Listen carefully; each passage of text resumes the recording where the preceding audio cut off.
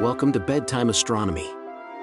Explore the wonders of the cosmos with our soothing Bedtime Astronomy podcast.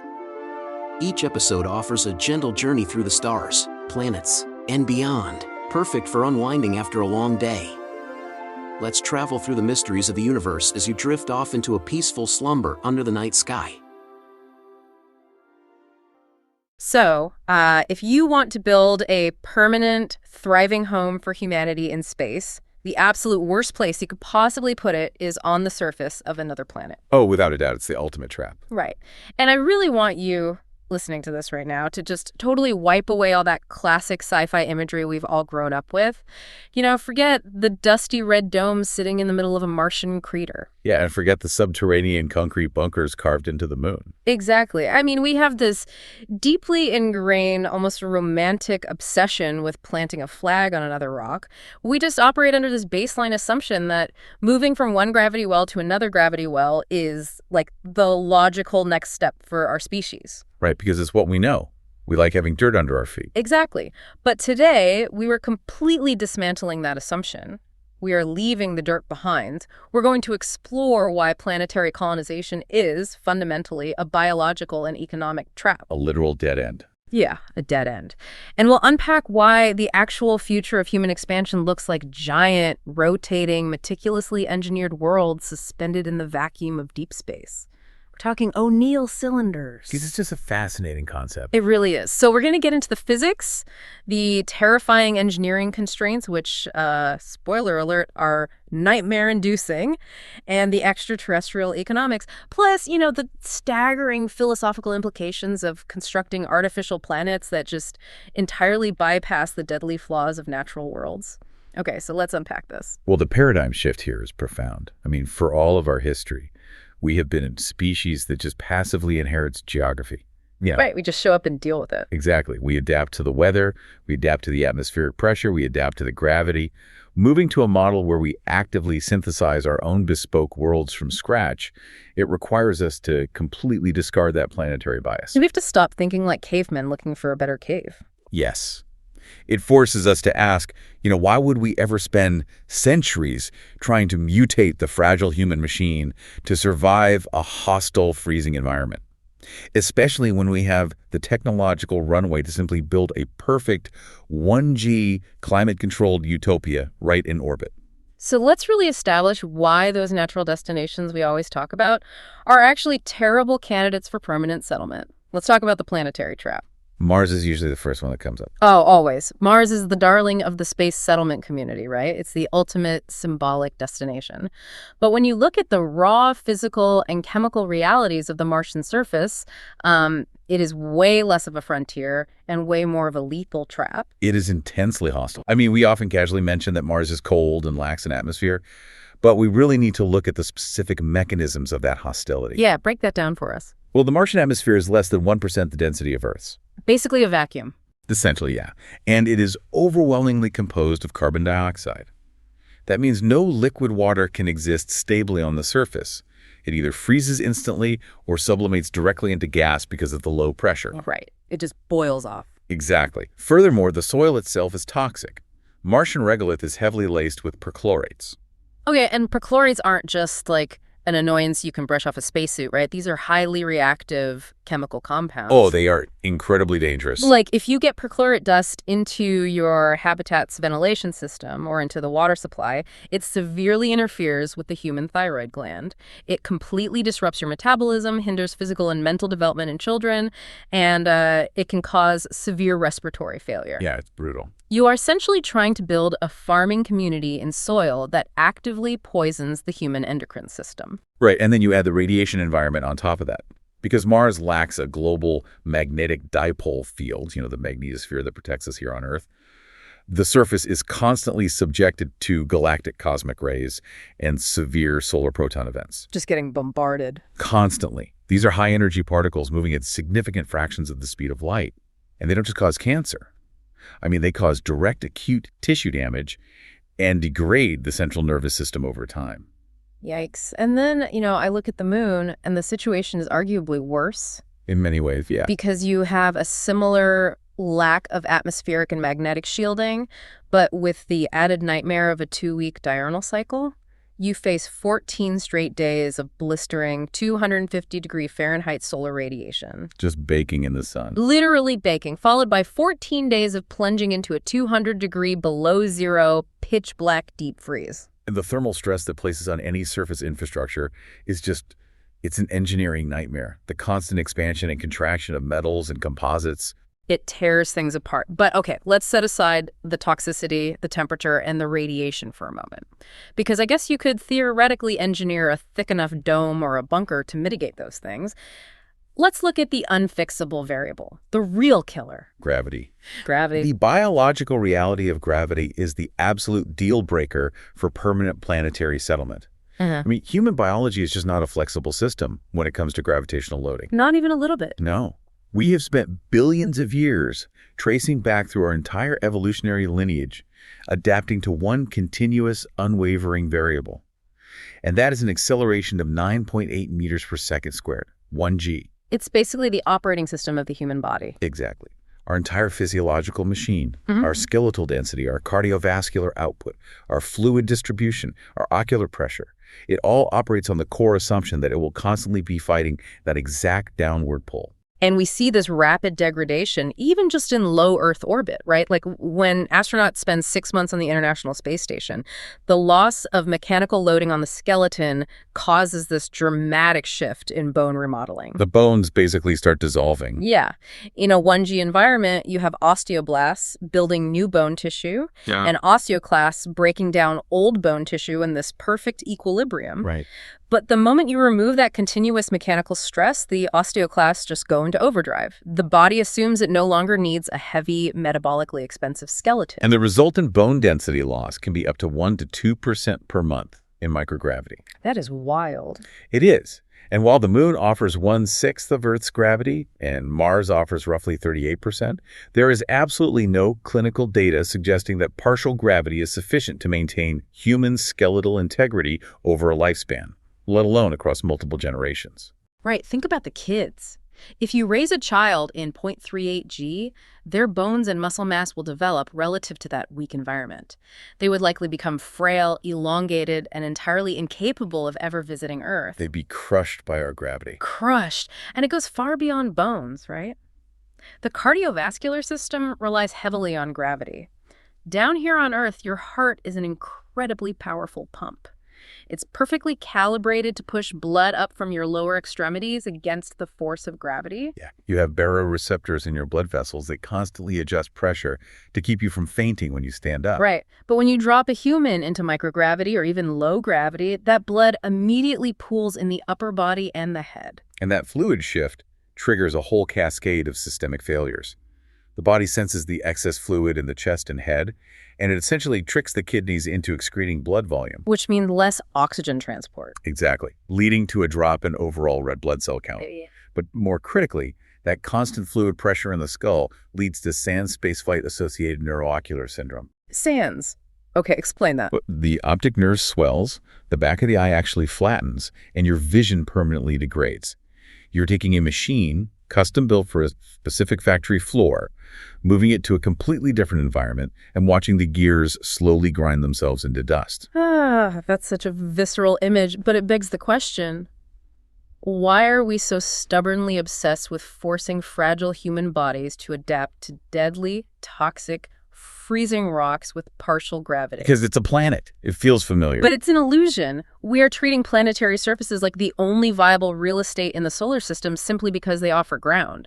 It is literally the equivalent of insisting that humanity must colonize the Mariana Trench, living at the bottom of a crushing, freezing, hostile ocean, just because there happens to be sand down there. That's a great analogy. We prioritize the illusion of horizon over the actual reality of physics. Yeah. But once you accept that modifying the human body to thrive in partial gravity is medically unfeasible, and modifying a whole planet to have 1G is physically impossible, you are left with a massive conceptual leap. You have to discard the planet entirely. Exactly. You have to synthesize Earth's physics in the vacuum of space.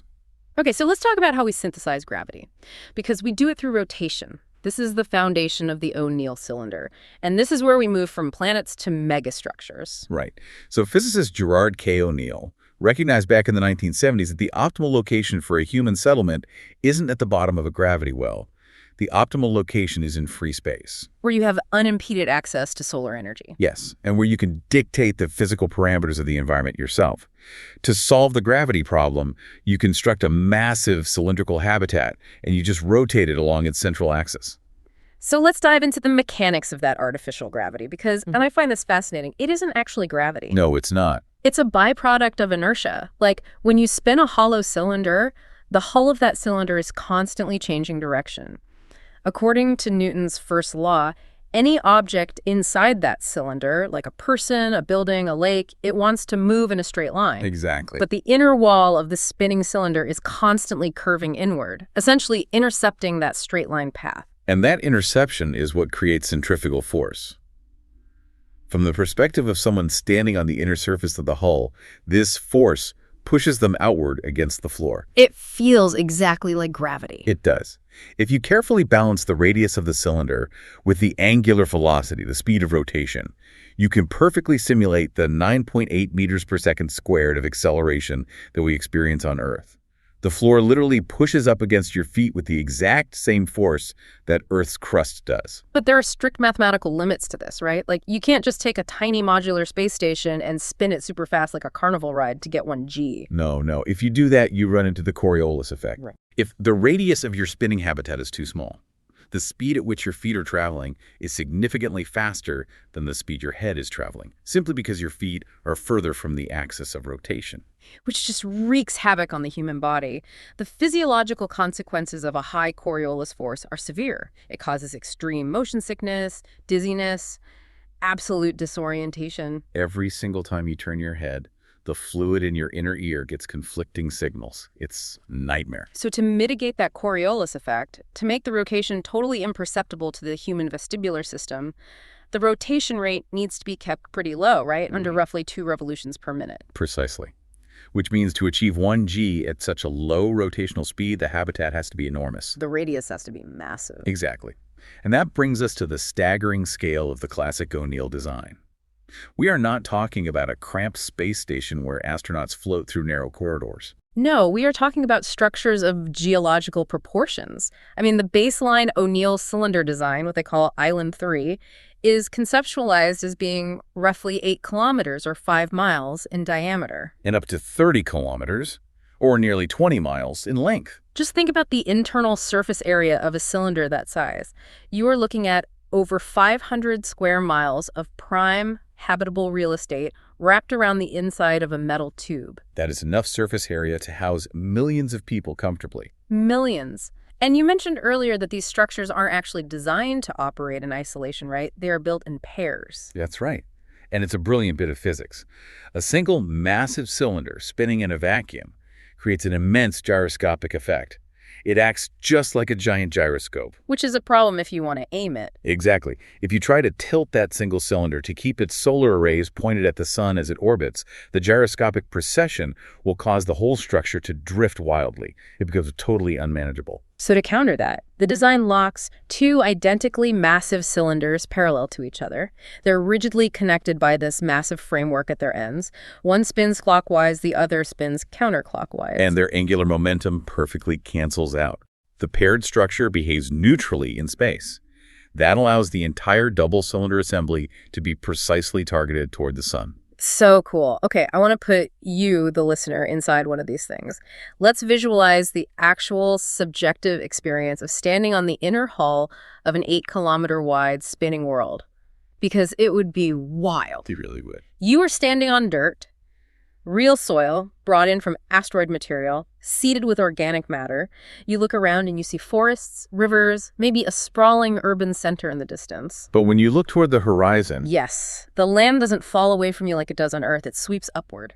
the landscape curves dramatically into the sky, wrapping completely around the interior. Directly overhead, 4 kilometers straight up, is the central axis of rotation. And what happens in that dead center zone? Gravity effectively drops to zero because you're at the axis. You could literally have thick clouds suspended perfectly in the middle of the sky. That's incredible. And looking past those clouds to the absolute top of the sky, you would see the skyline of another city or the canopy of another forest, hanging completely upside down above your head. It is a mind-bending topology. It really is. But, a closed steel tube of that size would be pitch black inside. You need a massive influx of light, not just to see, but to drive the atmospheric thermodynamics. You need it to support the agricultural zones. Well, the ingenuity of the illumination system in the classic O'Neill design is just brilliant.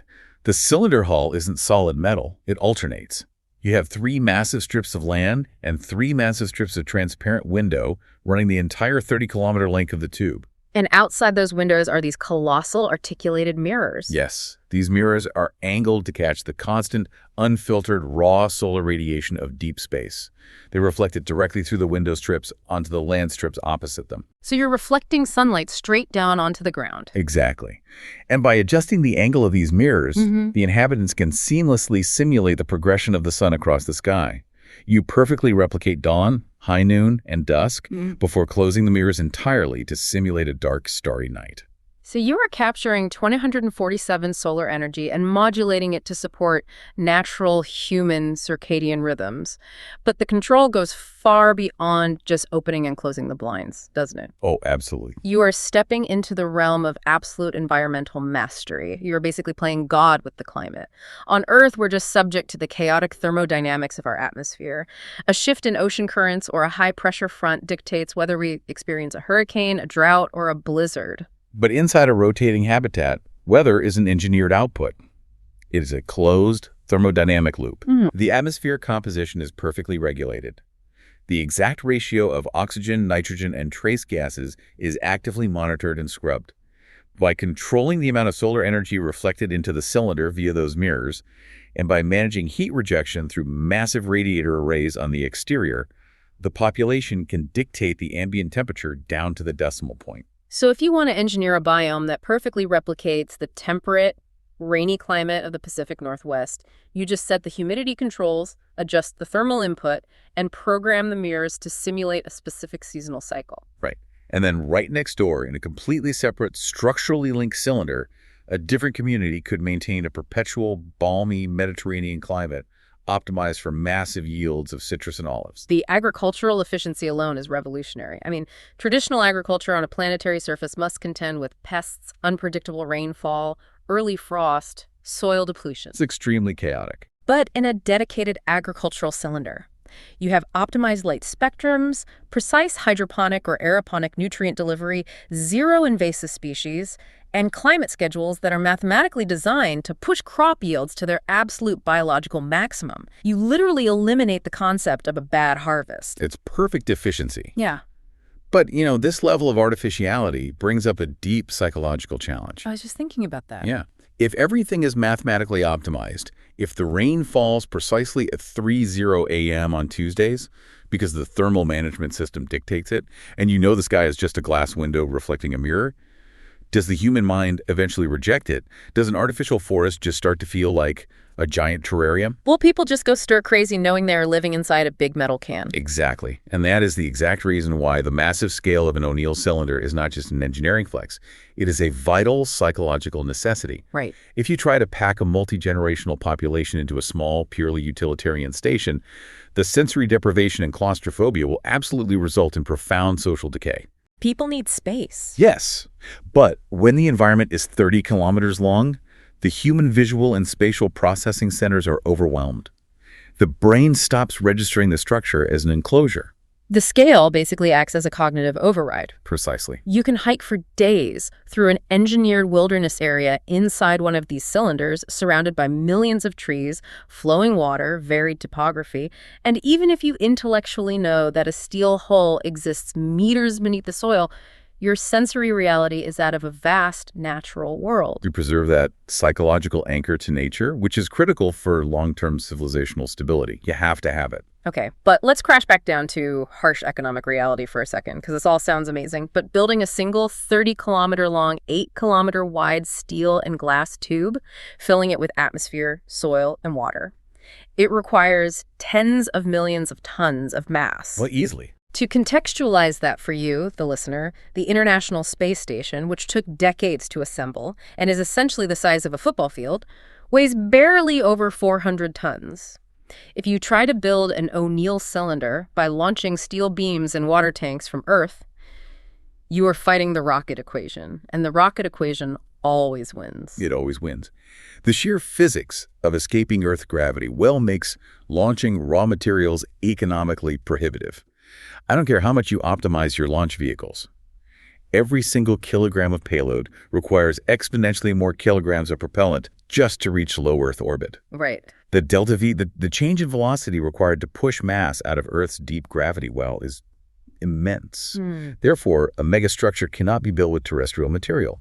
It absolutely mandates an extraterrestrial supply chain. You have to source the mass from where the gravity is shallow. Yes, you have to mine the asteroids and the moon.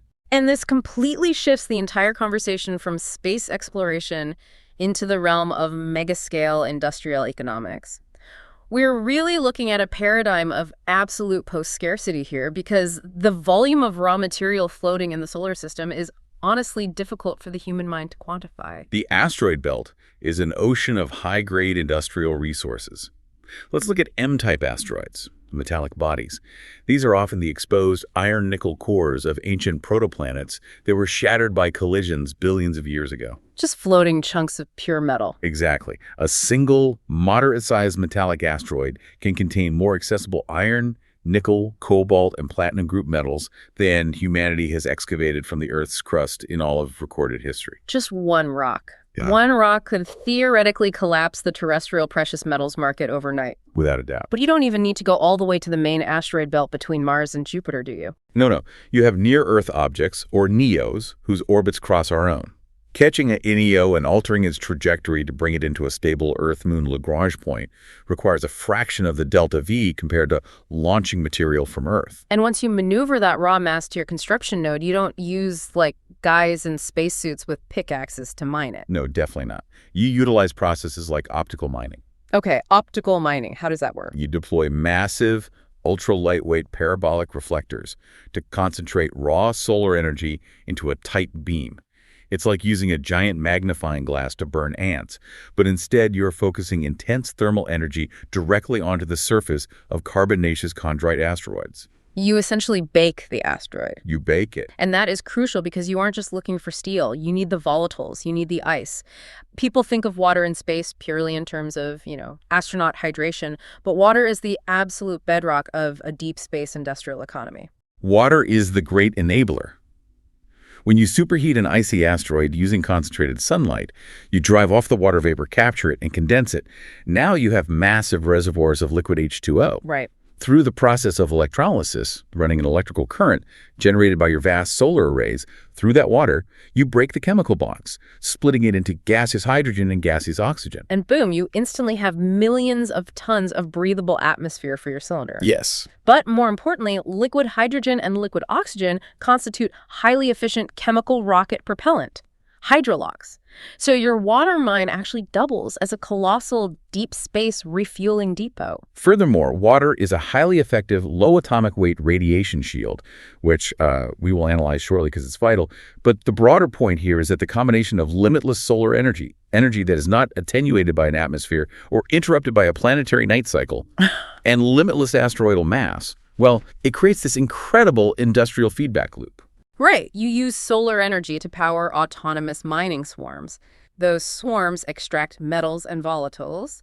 Then automated orbital foundries smelt the ore in zero gravity, producing flawless crystalline metal alloys that are literally impossible to forge under Earth's gravity. It's a massive advantage. And then advanced AI and robotics assemble those alloys into the habitat superstructure, and they build more mining drones and more solar arrays. It's an exponential capability curve.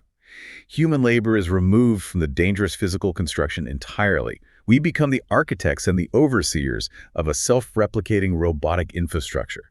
The economy inside the resulting habitats transitions toward post-scarcity because the fundamental constraints of energy and material cost have been virtually eliminated. It really paints a picture of a technological utopia, but here's the brutal reality check. Having an automated post-scarcity economy doesn't grant you immunity from the laws of physics. Sadly, no. Deep space is an active shooting gallery. A 30-kilometer glass and steel tube is basically an incredibly fragile balloon surrounded by a universe trying to pop it. That's a good way to put it. The engineering nightmares of surviving the void are staggering. Let's tackle radiation first. Okay, so without a massive planetary body beneath you to block half the sky, and without a global magnetic field to deflect charged particles, a habitat in deep space is subjected to a constant barrage of high-energy ionizing radiation. It's just coming from everywhere. Everywhere. And we are primarily concerned with galactic cosmic rays, or GCRs. These are heavy, atomic, nuclei-like iron that have been stripped of their electrons and are traveling at near light speed from outside our solar system. And when one of those heavy relativistic ions hits the thin steel or aluminum hull of a spacecraft, it doesn't just stop like a bullet in sand, right? No, it shatters the metal nucleus it collides with. This creates a process called spallation. The collision produces a catastrophic shower of secondary radiation, neutrons, protons, and X-rays, spraying directly into the interior of the habitat. Like radioactive shrapnel. Exactly like shrapnel. In many cases, having a thin metal shield is actually worse than having no shield at all, because the secondary radiation shower is far more biologically damaging than the initial cosmic ray. Wow. So to stop GCRs and prevent that secondary spallation, you need tremendous mass, and specifically, you need low atomic weight materials. Hydrogen is excellent at absorbing this kinetic energy without producing severe secondary showers. Which is exactly why water is so vital. O'Neill's original proposals involved surrounding the entire 30-kilometer cylinder in a non-rotating outer shell containing meters of water, or packing it with dense slag and regolith left over from the asteroid mining process. We are talking about adding millions of additional tons of dead weight purely for shielding. You literally have to coat an artificial continent in 10 feet of asteroid dirt just to keep everyone inside from dying of radiation poisoning. Yeah. And that addition of mass directly exacerbates the absolute most terrifying engineering challenge of all, hoop stress. Hoop stress. Yes. This is where the physics get truly frightening. Hoop stress is the mechanical tension exerted on the circumference of a cylinder due to internal pressure. Right. But in an O'Neill cylinder, you aren't just dealing with the internal pressure of the atmosphere. You are dealing with the immense centrifugal force generated by millions of tons of soil, water, infrastructure, and the hull itself, all spinning to generate 1G. Every single square inch of that habitat is trying to hurl itself outward into the vacuum. Imagine taking a heavy steel chain and swinging it around your head as fast as you can. The chain becomes completely taut. The links are pulling against each other, trying to snap. Now imagine that chain is 25 kilometers in circumference, holding back an entire ocean, a city, and an atmosphere, spinning constantly for centuries. It's terrifying. The tensile strength required to prevent the hull from ripping itself apart is right at the boundary of what modern material science can actually achieve. If you build a 5-mile diameter cylinder out of standard structural steel, the mass of the steel required to hold itself together under 1G of centrifugal force becomes so great that the structure simply collapses under its own weight. It cannot mathematically sustain the tension. So to make an O'Neill cylinder of that classic size work, you are forced to rely on advanced ultra-high tensile materials. We are talking about weaving the entire hull out of titanium alloys, advanced carbon composites, or industrial-scale carbon nanotubes. And the safety margins must be flawless. There is zero room for error. Because the consequences of a structural failure are absolute. If a microfracture develops in the primary load-bearing hull due to metal fatigue or an unpredictable micrometeoroid impact, and that fracture propagates, the immense outward tension would instantly unzip the habitat. It would be an apocalyptic, explosive decompression. Millions of tons of atmosphere, water, and soil would be violently expelled into the vacuum in a matter of seconds. The entire habitat would literally tear itself to shreds. Just unspooling into the void. So the engineering tolerances required to guarantee the structural integrity of a spinning megastructure for thousands of years, they demand self-monitoring, self-healing materials, and automated repair swarms that literally never sleep. It is an environment of absolute zero forgiveness. And yet, Despite the threat of catastrophic decompression, despite the lethal radiation environment, and despite the monumental material science hurdles we just talked about, the long-term strategic calculation still heavily favors megascale orbital construction over terraforming. That is a debate worth diving into. Terraforming planets versus building habitats. The terraforming lobby argues that we should invest our resources into, pumping greenhouse gases into the Martian atmosphere, melting the subsurface ice, genetically engineering lichen to slowly oxygenate the planet over the next 10,000 years. Which is a lovely sci-fi dream. Right. But why is the immense risk of a spinning space tube still a better bet than the 1,000-year project of creating Earth 2.0 on Mars? Well, it comes down to the return on investment of energy and time, and those unalterable laws of physics we discussed earlier. Let us assume you successfully spend 5,000 years terraforming Mars. Okay, assuming it works perfectly. Right. You expend unimaginable energy to build a dense, breathable atmosphere. At the end of that monumental undertaking, you still have a planet with 0.38 G. You have not solved the biological degradation of the human body. Your bones are still failing. Wow. Furthermore, because Mars lacks a strong magnetic field, the solar wind will immediately begin stripping that expensive new atmosphere right back out into space. You are basically trying to fill a bucket that fundamentally lacks a bottom. It's just a constant losing battle. Conversely, if you redirect that exact same amount of energy, AI capability, and industrial output toward harvesting asteroids and building rotating habitats, the math fundamentally changes. You can construct a bespoke, perfect 1G environment with total climate control in a matter of decades, not millennia. Decades, yes. And you don't just build one, you build thousands. Exactly.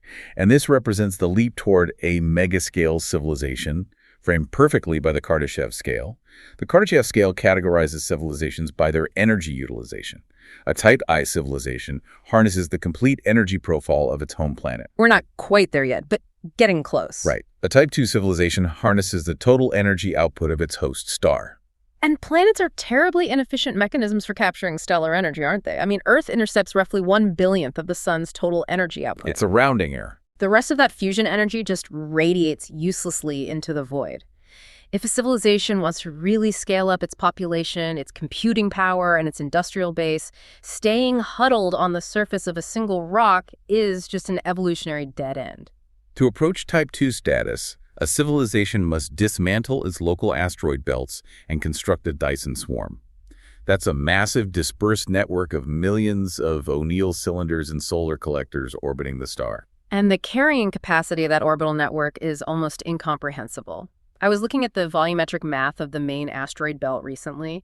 If you took just the easily accessible material in our local asteroid belt and converted it into classic island 3-sized O'Neill cylinders, the total internal habitable surface area you could generate would exceed the surface area of Earth by thousands of times. It's staggering. You could support a population of trillions of human beings in utter post-scarcity luxury, all powered by the raw, uninterrupted fusion reactor of the sun.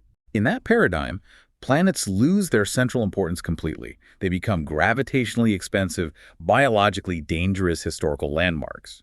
The vast bulk of human civilization, culture, and economic power resides in the orbital swarm. And once you master the closed-loop ecology and the structural engineering required to live permanently in deep space around your home star, you have unlocked the key to leaving that star entirely.